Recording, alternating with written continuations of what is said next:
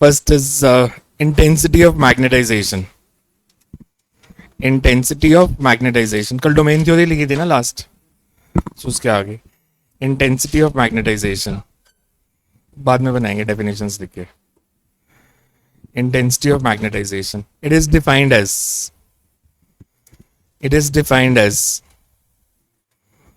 magnetic dipole moment per unit volume. It is defined as magnetic dipole moment per unit volume.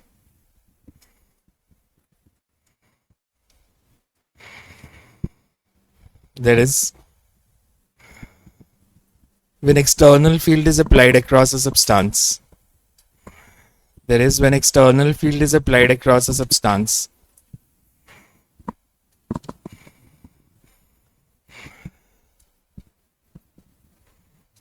Then in paramagnetic and ferromagnetic substances.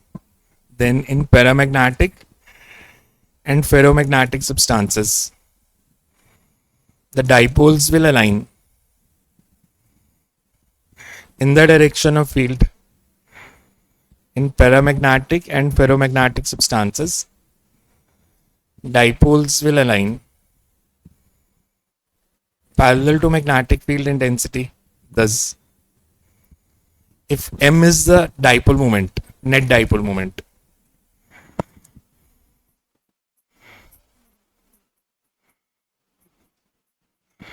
if m is the net dipole moment,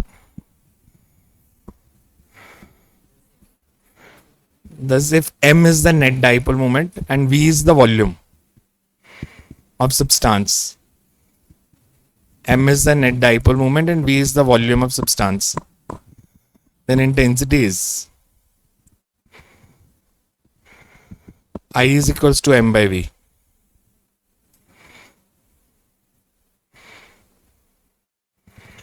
m के units क्या होते हैं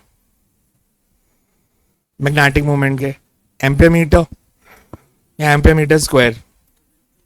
आई A, तो ampere metre square. Volume के metre cube, तो इसके unit ampere metre -1. So you can write the units of intensity of magnetization are, the units of intensity of magnetization are ampere per meter. The units of intensity of magnetization are ampere per meter.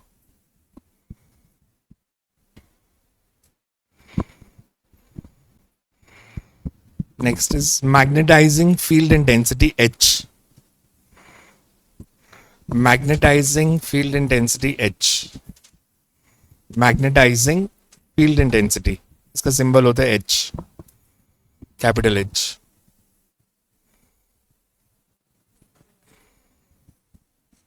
Capital H. Magnetizing field intensity, capital H, or sometimes it's also called magnetizing force. इसको कई बार magnetising force भी लिख देते हैं.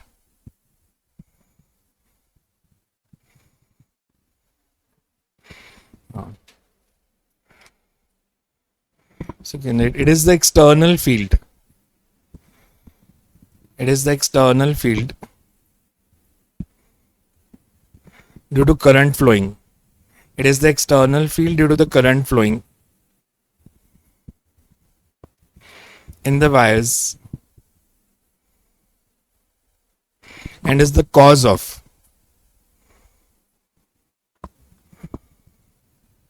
total magnetic field induction B. हम normally अभी तक B पढ़ रहे थे. And is the cause of total magnetic field induction B. जैसे फेरोमैग्नेटिक मटेरियल है और एक्सटर्नल फील्ड है. सोलेनॉइड में आपने सोलेनॉइड इज बेसिकली स्प्रिंग. अब उसका एक अपना मैग्नेटिक फील्ड होगा. अगर मैंने उसमें आयरन कोर इंसर्ट कर दिया तो उसका इफेक्ट क्या होगा? सोलेनॉइड के अंदर एक आयरन कोर डाल दिया, वो मैग्नेटाइज हो जाएगा. तो जो उस कोर के अंदर मैग्नेटिक फील्ड होगा वो कौन सा होगा? एक जो एक्सटर्नल था और एक जो अलाइनमेंट ऑफ डाइपोल्स के कारण आया. तो जो टोटल फील्ड होगा that will be called B, और जो सिर्फ करंट कैरिंग वायर के कारण है उसको हम बोल देंगे एच. मैथमेटिकली हम फॉर्मूला ले लेते हैं कि एच का एन आई, जैसे सोलेनॉइड का मैग्नेटिक फील्ड क्या था? Mu not an I.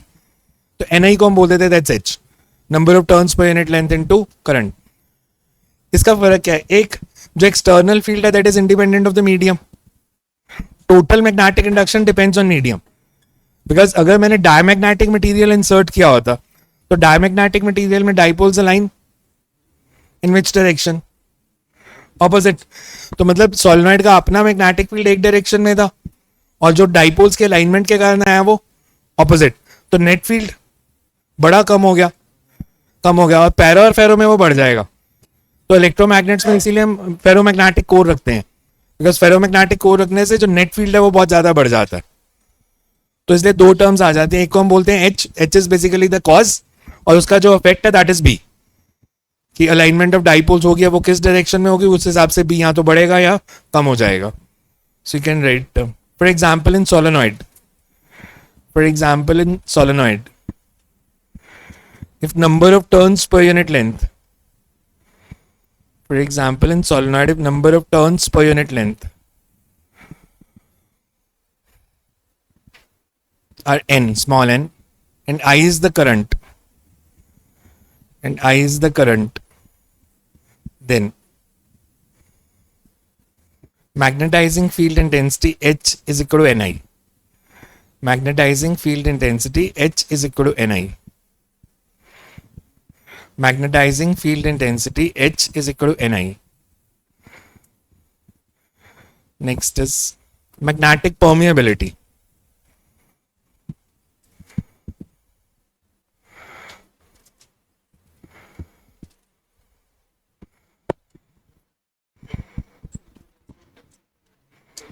Intensity of magnetization, dipole moment per unit volume है. ये magnetic field है external. Magnetic permeability. Whenever a magnetic material मतलब कोई भी पैरा फेरो डाया कोई भी, whenever a magnetic material is placed in external magnetic field,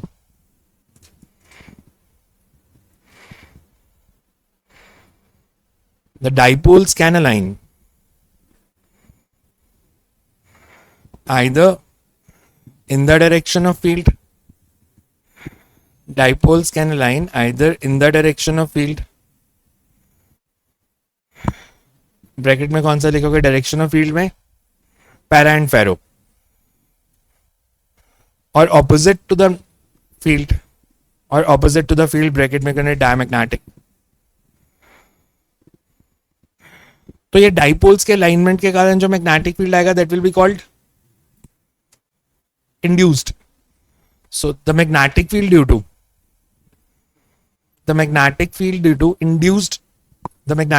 alignment of dipoles is called, इसका आगे लिखो ना, the magnetic field due to alignment of dipoles is the induced magnetic field.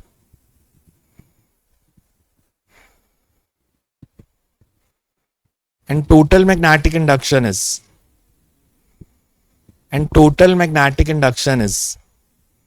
the sum of applied and induced magnetic field. Total magnetic induction is the sum of applied and induced magnetic field. यहां तक clear है? अब permeability हम पिछले chapter से use कर रहे हैं म्यू. अगर इसको डिफाइन करना हो वैसे it's the ratio of B by H. H क्या था? एक्सटर्नल फील्ड, और जो नेट है दैट इज बी. तो बी बाई एच की रेशियो को बोलते हैं permeability. And magnetic, because definition हमने परमिएबिलिटी की लिखनी थी, and magnetic permeability is the ratio of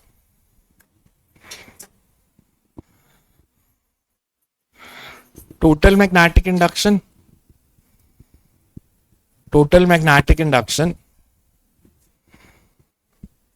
to magnetizing field intensity.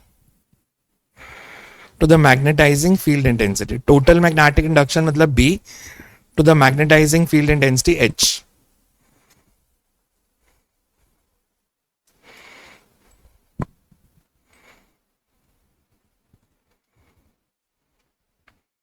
Mu is equals to B by H. जैसे सोलेनॉइड के लिए H क्या लिखा आया था? Ni, और B is mu naught Ni. Magnetising field intensity आज की सबसे पहले. Next is magnetic susceptibility. ये सच डेफिनेशंस कोई नहीं पूछेगा, इसका हमने आगे प्रॉपर्टीज लिखनी है तो उसमें काम आनी है ये। मैग्नेटिक ससेप्टेबिलिटी, इलेक्ट्रिक ससेप्टेबिलिटी भी तो था।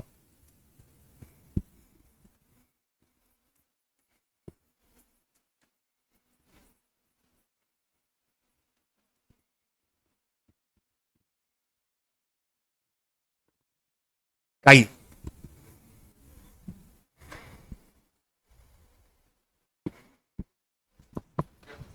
susceptibility,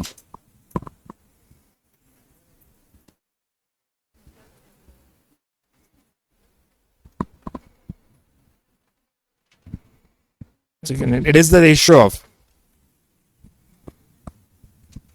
intensity of magnetization. It is the ratio of intensity of magnetization to the magnetizing field intensity. It is the ratio of intensity of magnetization to the magnetizing field intensity.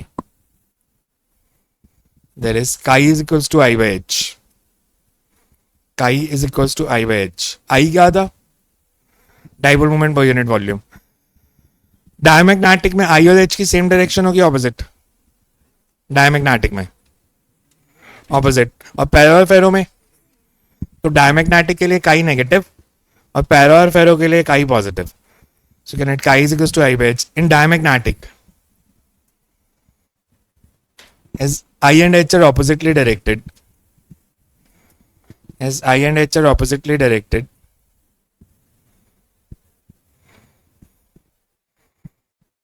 chi will have a small negative value. Chi will have a small negative value, whereas for para and ferromagnetic,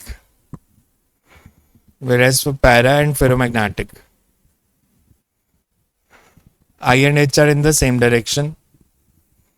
I and H are in the same direction, and chi will be positive.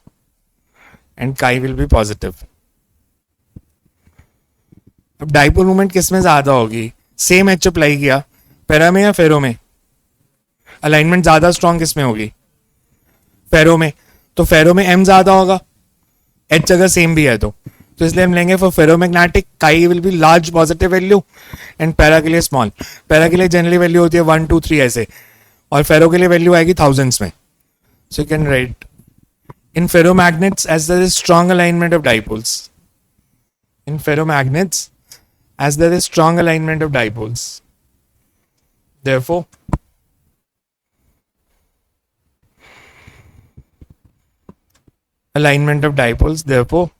chi will have large positive value in thousands. Chi will have large positive value, bracket में लिख सकते हो, in thousands, whereas for paramagnetic it's a small positive value. Whereas for paramagnetic, it is small positive value. H है basically magnetising field. जैसे solenoid लगाया तो उसमें जो Ni है दैट इज H, उसके कारण ही फील्ड जनरेट हो रहा है ना, तो उसको मैग्नेटाइजिंग फोर्स या मैग्नेटाइजिंग फील्ड इंटेंसिटी बोल देते हैं. Next is relation between permeability and susceptibility. Relation between permeability and susceptibility.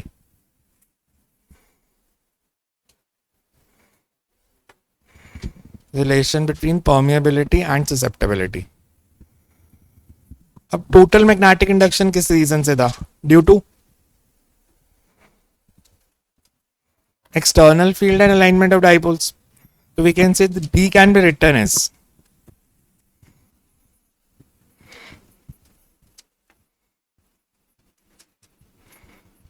I is basically dipoles. Dipoles के अलाइनमेंट के कारण जो फील्ड है that is mu not I, और जो एक्सटर्नल फील्ड के कारण that is mu naught H. इसको मैं ऐसे लिख सकता हूं,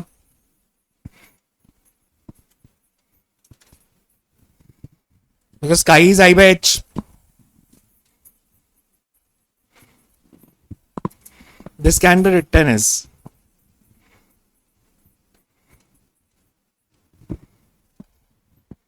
D is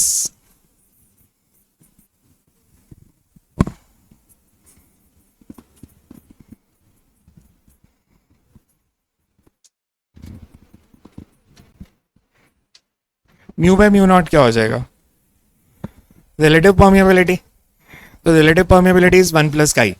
डायमैग्नेटिक के लिए chi is small negative value, तो काई विल बी लेस देन 1. और पैरा के लिए काई इज स्मॉल पॉजिटिव, तो mu r basically is slight positive value greater than 1. और फेरोमैग्नेट के लिए it will be in thousands. So ये नोट कर लो, ये रिलेशन ही इंपॉर्टेंट है, डेरिवेशन नहीं आती कहीं पे, आपको ये रिजल्ट याद रखना है.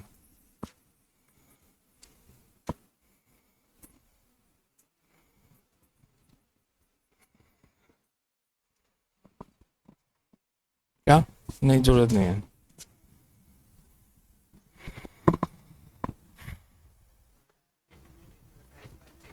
स्मॉल नेगेटिव मतलब उसकी वैल्यू होती है जैसे -0.1 -0.2. 1 प्लस फॉर्मूला ही देगा. काई नेगेटिव होगा तो म्यू की वैल्यू लेस देन 1 हो जाएगी. हाँ, ये लिखना.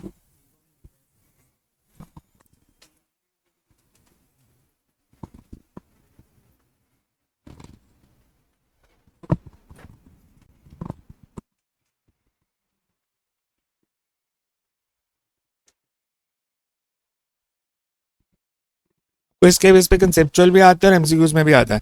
जैसे कभी भी फेरोमैग्नेटिक मटेरियल इंसर्ट करेंगे तो नेट मैग्नेटिक फील्ड बढ़ जाएगा बहुत ज़्यादा, थाउजेंड्स ऑफ टाइम बढ़ जाएगा. पैरामैग्नेट में it will increase but by small amount, और डायमैग्नेटिक में कम हो जाएगा. जैसे उन्होंने कहा कि हमारे पास सोलेनॉइड कॉइल है और उसमें आर्गन गैस फिल कर दी कॉइल में, उसको रैप करके उसके अंदर आर्गन गैस फिल कर दी. Argon is diamagnetic, paired electrons हैं उसमें बिकॉज फील्ड है शेल्स, तो डायमैग्नेटिक है तो फिल करेंगे तो नेट मैग्नेटिक फील्ड कम हो जाएगा. वही अगर वो कहते हैं आयरन निकल कोबाल्ट गैडोलिनियम कोई भी फेरो फिल किया तो बढ़ जाएगा. गैसेस जनरली जो होती है वो डायमैग्नेटिक में आती है, O2 N2 H2 कोई भी देंगे तो, बिकॉज उनमें पेयर्ड इलेक्ट्रॉन होंगे हमेशा. So you can write for diamagnetic, mu is less than 1. For paramagnetic, mu is greater than 1. Mu r. For diamagnetic, mu r is less than 1. For paramagnetic, mu r is greater than 1.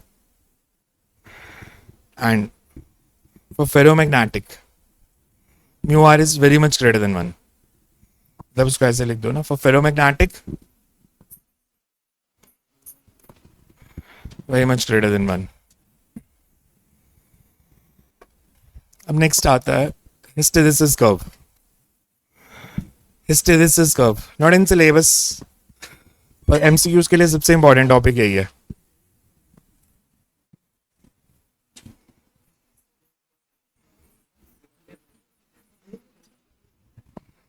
Hysteresis curve, इसको हम लेते हैं it's graph between intensity of magnetisation.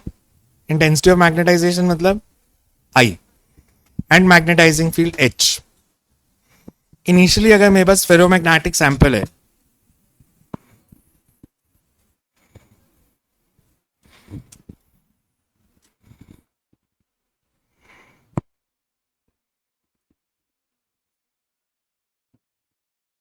जब तक मैंने कोई external field apply नहीं किया तो डाइपोल्स के alignment random, dipole movement per unit volume 0.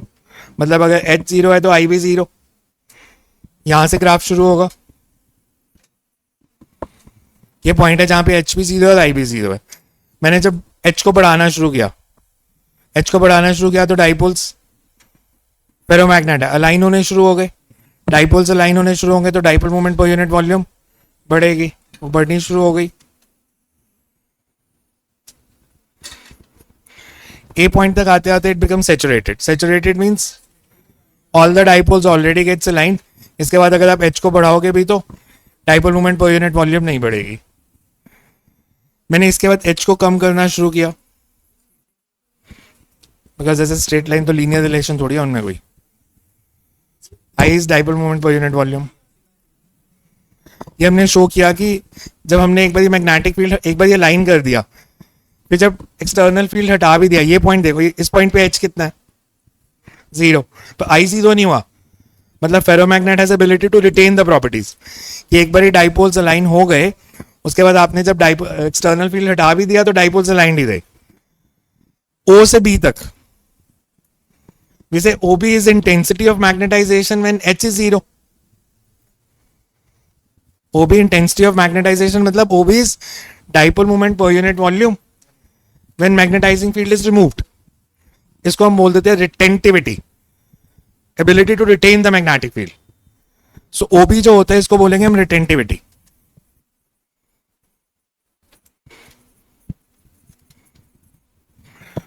अब ऑपोजिट डायरेक्शन में एच लगा दो, मतलब पहले सारे डाइपोल्स मान लो इधर अलाइन कर दिए थे, हमने जब एक्सटर्नल फील्ड लाया तो बीच में से कुछ की अलाइनमेंट ब्रेक की, पर ज्यादातर अभी भी अलाइंड ही है। मैं अगर फील्ड ऑपोजिट डायरेक्शन में लगाऊंगा तो क्या होगा? पहले अगर ये स्टेबल इक्विलिब्रियम पोजीशन थी, अब ये हो जाएगी, तो धीरे धीरे डाइपोल्स टर्न करना शुरू करेंगे। अब एक स्टेज आएगी जब से मान लो आधे डाइपोल एक डायरेक्शन में आधे नए में आ गए, तो नेट डाइपोल मूवमेंट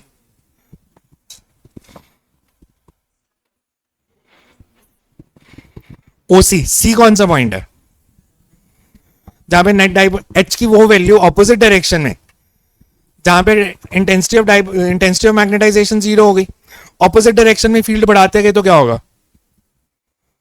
सारे डाइपोल्स नई डायरेक्शन में लाइन हो जाएंगे।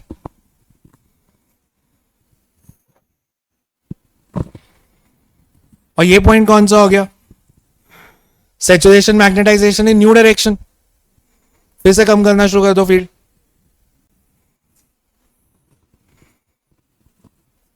ई पॉइंट अगेन रिटेंटिविटी।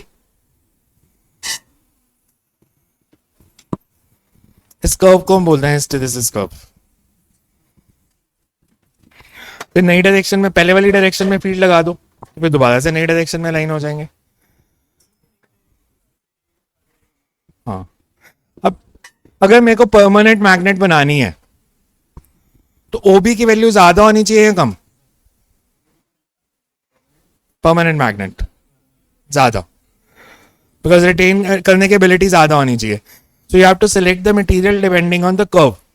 दूसरा इसमें इंपॉर्टेंट होता है कि जो एरिया बनेगा, area of hysteresis loop curve, ये जो एरिया है, this is the measure of energy loss per cycle. Energy loss क्यों होगा?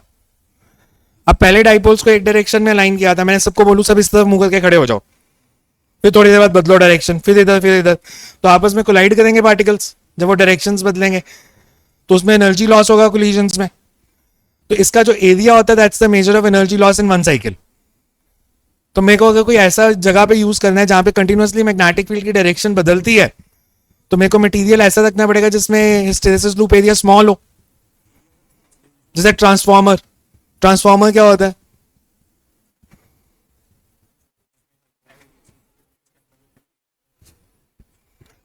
उसमें प्राइमरी और सेकेंडरी कॉइल में ऑल्टरनेटिंग करंट फ्लो कर रही है। अगर ऑल्टरनेटिंग करंट फ्लो करेगी दैट मींस मैग्नेटिक फील्ड की डायरेक्शन हर हाफ साइकिल के बाद चेंज होती जाएगी। पहले डाइपोल्स एक डायरेक्शन में लाइन होंगे, फिर दूसरे में, फिर पहले वाली में। तो अगर हिस्टेरेसिस लूप एरिया ज्यादा होगा तो एनर्जी लॉस ज्यादा होंगे। तो ऐसी जगह पे आपको मटेरियल यूज करना है जहां पे एरिया कम हो। परमानेंट मैग्नेट बनानी है तो रिटेंटिविटी ज्यादा होनी चाहिए। अगर रैपिडली वेरिंग फील्ड है तो एरिया कम होना चाहिए। सो इसको हम लेते हैं हिस्टेरेसिस लूप, और इस पे क्वेश्चन आते हैं आपको। सी से डी, पहले हमने डायरेक्शन बदलनी शुरू की तो एक स्टेज आई जब से मान लो ऐसे होता नहीं है, ऐसे 50-50, बट आधे एक डायरेक्शन में हो गया, आधे न्यू में, तो नेट डाइपोल मूवमेंट 0। तो न्यू डायरेक्शन में फील्ड बढ़ाते तो क्या होगा? सारे डाइपोल न्यू डायरेक्शन में लाइन हो जाएंगे, तो कर्व ऐसे ही मूव करेगा ना। फिर से पहले इस डायरेक्शन में डाइपोल मूवमेंट थी पॉजिटिव, अब नेगेटिव डायरेक्शन में आ गई। इसको हम बोल देंगे this is positive retentivity, this will be negative retentivity. D से ओ बनाना नहीं है, मतलब शुरू यहां से किया था, एक बार ये लाइन हो गया फिर ये ऐसे ही मूव करेगा, फिर बार बार इधर नहीं आएगा। बिकॉज एक बार आपने जब उनको लाइन कर दिया, दोबारा से मैग्नेटिक फील्ड हटाने से जीरो फील्ड नहीं होता ना, डाइपोल मूवमेंट दोबारा से जीरो कभी नहीं होगी। तो इसलिए पहली बार जब शुरू किया था तो हमने यहां से किया था, एक बार जब अलाइन हो गए उसके बाद आप कम भी कर रहे हो तो वो जीरो पे नहीं आ रहा। Area loss because of collisions into continuous magnetisation and demagnetisation. पहले आपने एक डायरेक्शन में फील्ड लगाया, वो मैग्नेटाइज हो गए, एसी ने हाफ साइकिल के बाद डायरेक्शन बदल दी तो वो न्यू डायरेक्शन में जाने लगेंगे, तो कोलाइड करेंगे। वो जरूरत नहीं है डेरिवेशन करने की। हाँ सेम होगी। तो एक ग्राफ बना लो, मैं थोड़ा अच्छे वाला दे देता हूँ, वहां से बना लेना। ये मेरी ड्राइंग है क्योंकि, अरे डायग्राम तो बना पहले।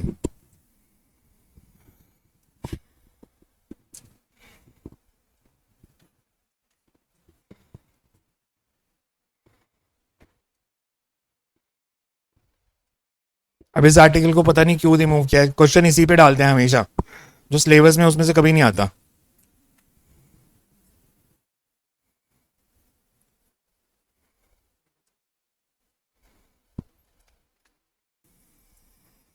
Hysteresis curve is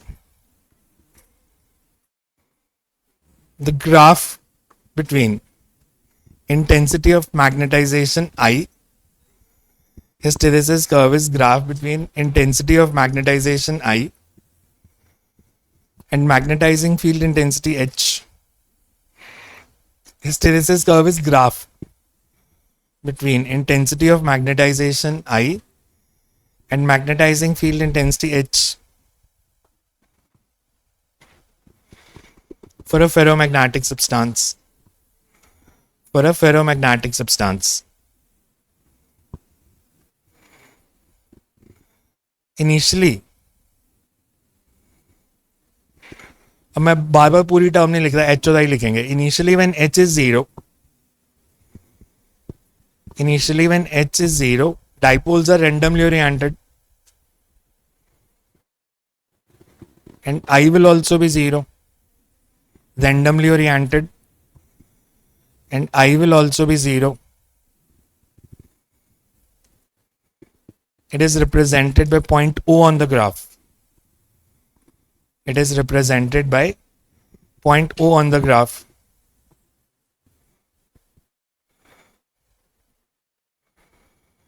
When H is slowly increased, dipoles start aligning. H is slowly increased, dipoles starts aligning in the direction of field. Dipoles starts aligning in the direction of field and I increases. The curve moves along OA. The curve moves along OA.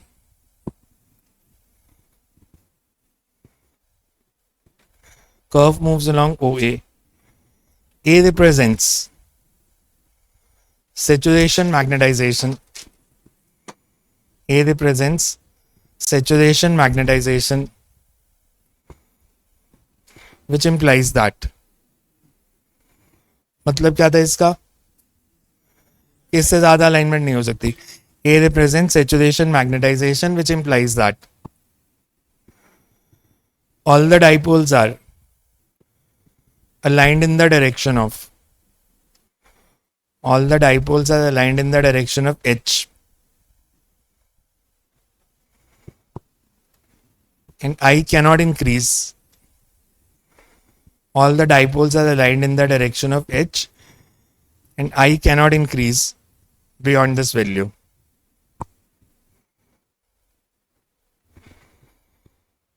If we start decreasing,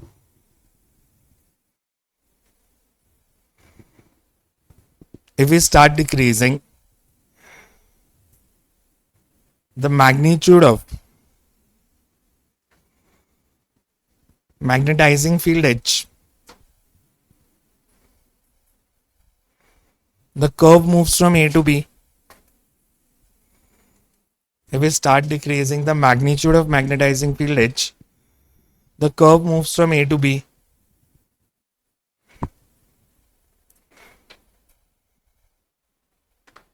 When H reduces to 0, when H reduces to 0, I will not be 0.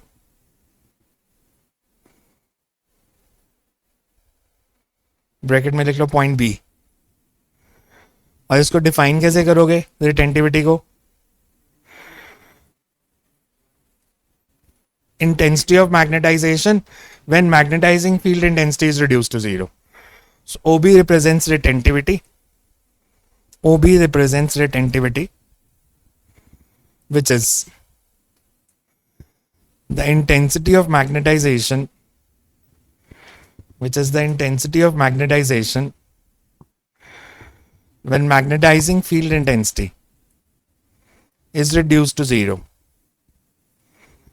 Intensity of magnetization when magnetizing field intensity is reduced to zero.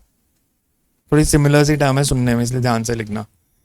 Intensity of magnetization when magnetizing field intensity is zero.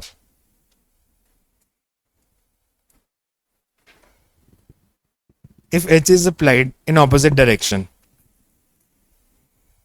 if H is applied in opposite direction, तो क्या होगा अब? Dipole starts aligning in new direction. The dipole starts aligning in new direction. And the curve moved from B to C. And the curve moved from B to C. C कौन सा point है जहां पे H की value जहां पे I 0 हो गया. OC represents coercivity.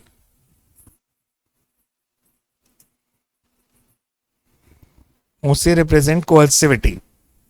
It is the value of H for which I reduces to zero. The value of H for which I reduces to zero.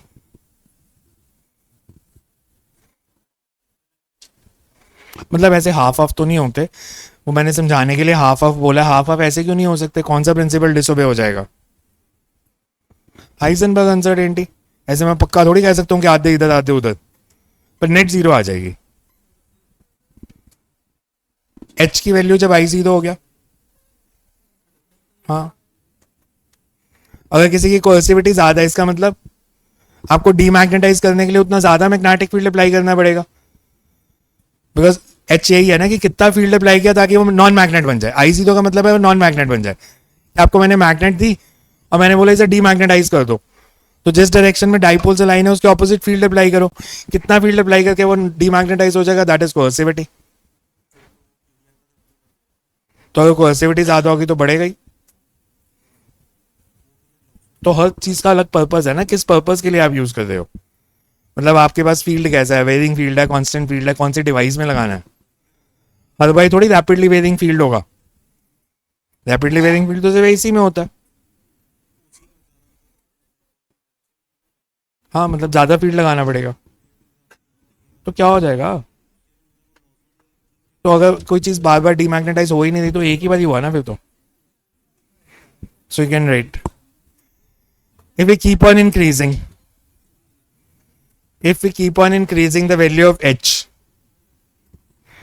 we keep on increasing the value of H, curve moves along CD and D represents saturation magnetization in new direction, negative saturation. Curve moves along CD and D represents negative saturation magnetization. Negative saturation magnetization.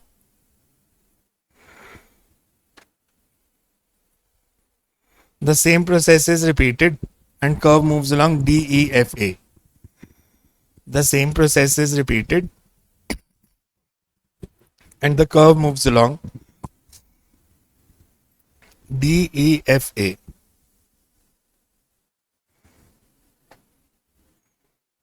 The area under a hysteresis loop. The area under a hysteresis loop is the measure of. Area under a hysteresis loop is the measure of energy loss per cycle.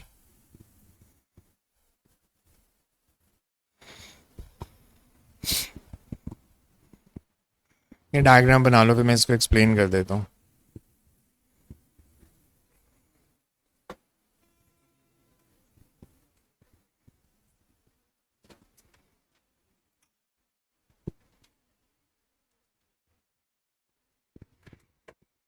Because अगर rapidly varying field है तो कौन सा prefer होना चाहिए? लो कोएसिविटी low retentivity, तो area कम होगा। Soft iron permanent magnet बनानी है तो हाई रिटेंटिविटी हाई कोएसिविटी। नहीं नहीं, ऐसे कंसेप्चुअल आते हैं इस पे। क्या? हाँ मतलब वो थिन कर्व बनाना है, थोड़ा मोटा बनाना है।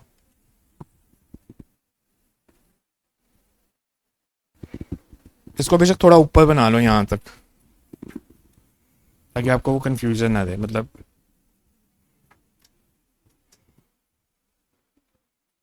यहाँ से, मतलब इसकी रिटेंटिविटी ज्यादा शो कर दो।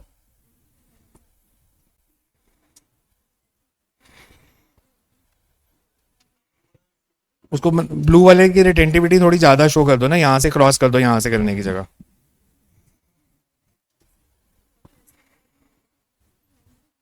बिकॉज वो तो कंप्यूटर पे ग्राफ बनाया है, वो हैंडमेड नहीं है, इसलिए ऐसे बना।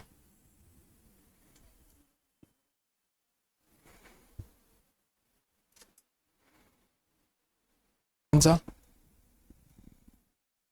नहीं ठीक है वो, सो यू कैन राइट एल निको स्टील। कंसेप्चुअल के आंसर लिख लो, बिकॉज यही पूछने हैं उन्होंने। क्या? मैं लिखा रहा हूँ, वो लिखो नीचे वाला रहने दे, ग्राफ बना लिया ना। सो कैन राइट एल निको steel, ALNICO, L aluminium nickel cobalt, L निको स्टील। एल निको steel is used for making permanent magnets. El Nico steel is used for making permanent magnets because it has high retentivity and high coercivity. Therefore, once magnetized, high retentivity and high coercivity, therefore once magnetized, it has the ability to retain its magnetic properties. Once magnetized, it has the ability to retain its magnetic properties, even if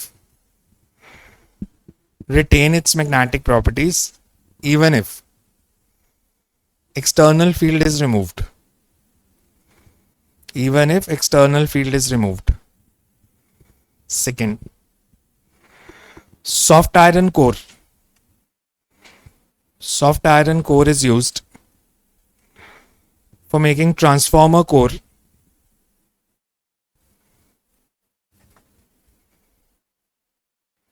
because the primary and secondary coil of transformer carries alternating current. Primary and secondary coil of transformer carries alternating current, which implies that the magnetic field across the core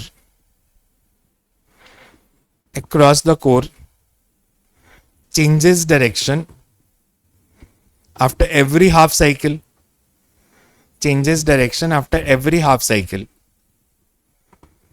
Across the core changes direction after every half cycle. इसका मतलब क्या हुआ? It is continuously magnetized and demagnetized. That is, it is continuously magnetized and demagnetized. Therefore, hysteresis loop area should be small.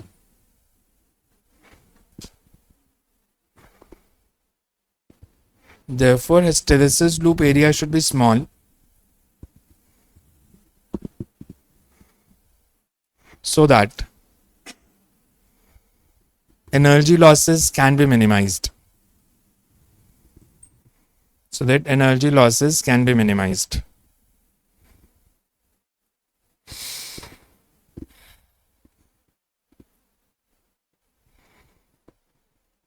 मैंने कल electrostatics के PYQ भेजे थे, तो कोशिश करो, मतलब ऐसे सारे